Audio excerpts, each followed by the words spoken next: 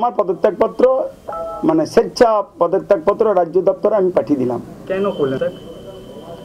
না, অনেকেরই ধারণা দলে আমি একচ্ছত্র অধিপতির মতো কাজ করছি, কাউকে নিই না বা কারোর সঙ্গে আলোচনা করি না, এরকম অনেকেরই ধারণা বা সেই মতো তাদের অনেক ভাবনার সংমিশ্রণ দলের মধ্য থেকে দেখেছি।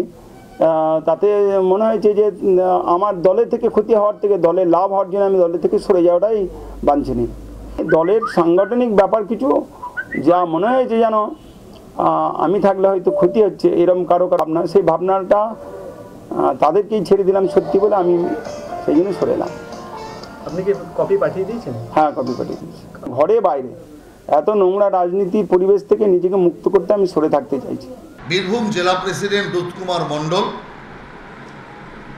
তিনি যে রেজিগনেশন দিয়েছেন সেই রেজিগনেশনকে আমরা অ্যাকসেপ্ট করছি, তার পদত্যাগপত্রকে গ্রহণ করছি এবং পার্টিতে সঠিকভাবে কাজ চালিয়ে যাওয়ার জন্য তাকে আমরা বলছি।